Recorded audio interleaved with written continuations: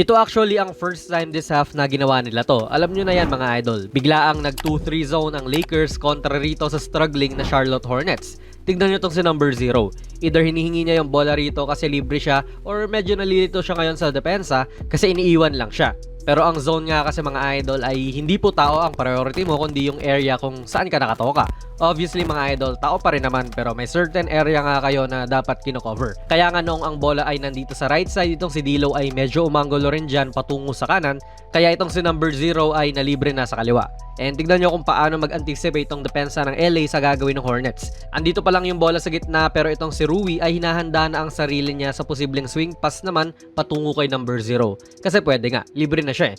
Pero si D'Lo ay nakaanggulo rin dyan na hinaharangan niya ang pass sa patungo nga sa kaliwa, inviting Washington dito sa gitna kung saan mahaharas siya ni D'Lo at Reeves. Obviously mga idol, hindi niya ipipilit yan at aantayin niya ang guard niya.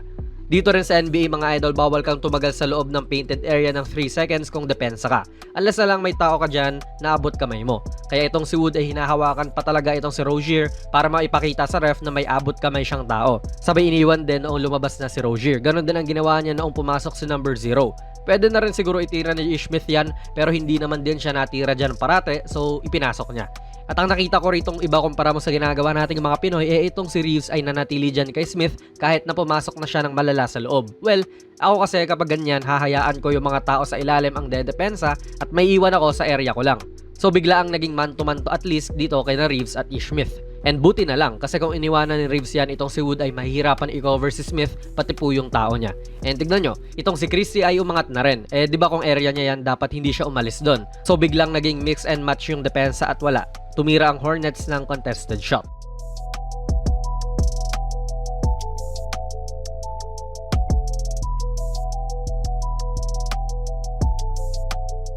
Ito rin mga idol, sure akong 2-3 zone tong ginagawa nila. Kasi kung hindi ito 2-3 zone, ang big man ng Lakers na si Wood ay dapat nakasunod din doon sa big man ng Hornets na si Washington. Pero kita nyo naman, ang layo nila sa isa't isa. Noong pinasa dito kay Martin, umangat si Rui dyan pero itong si Reeves ay makikita nyo unti-unting tatapat din kay Martin.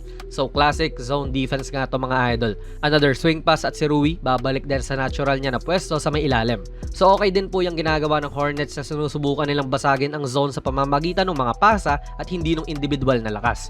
Ibinalik ni Zero kay Martin ang bola at sinenyasan niya si Smith na mag-cut. And ito na naman yung bigla-biglang nagko-commit tong LA.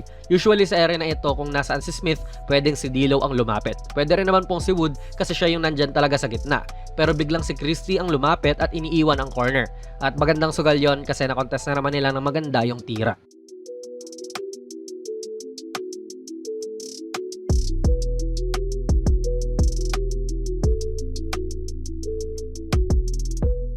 Nga pala mga idol, ang video na ito ay sponsored ng 1xBet, ang isa sa mga trusted betting sites dito sa Pinas at sa ibang bansa.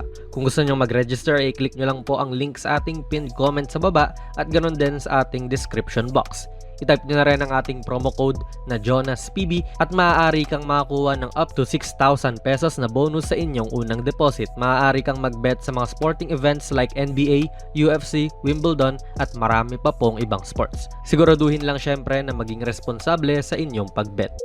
Ito another classic na pagdepensa ng 2-3 zone. Ito rin yung sinabi natin kanina na si Wood dapat ang lumalapit sa gitna kasi nga siya yung nasa gitna.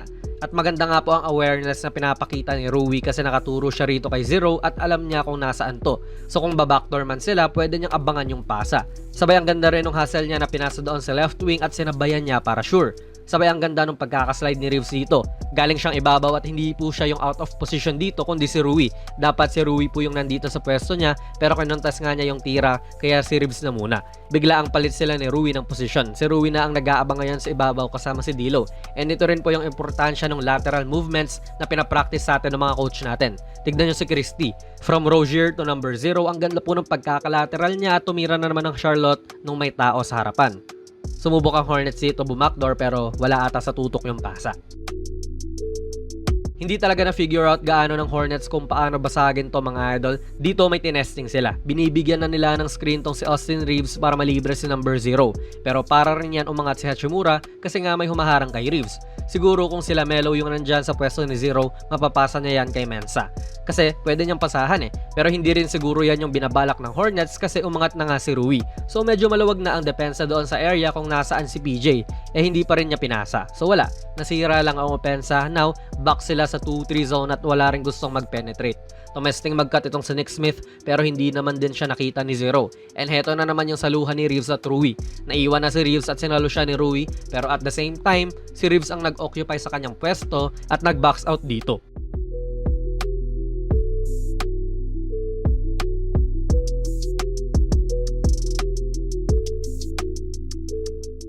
Good game to overall para sa LA mga idol. Ang mga stars nila ay nagkaroon ng mahabang pahinga and productive din ang bench. Nagkaroon sila ng 63 bench points this game sa pamumunayan ni D'Lo at AR na may 16 points each. Siguro pwede tayong gumawa ng komento about sa bagong bench backcourt ng LA na last year ito ang kanilang starting backcourt.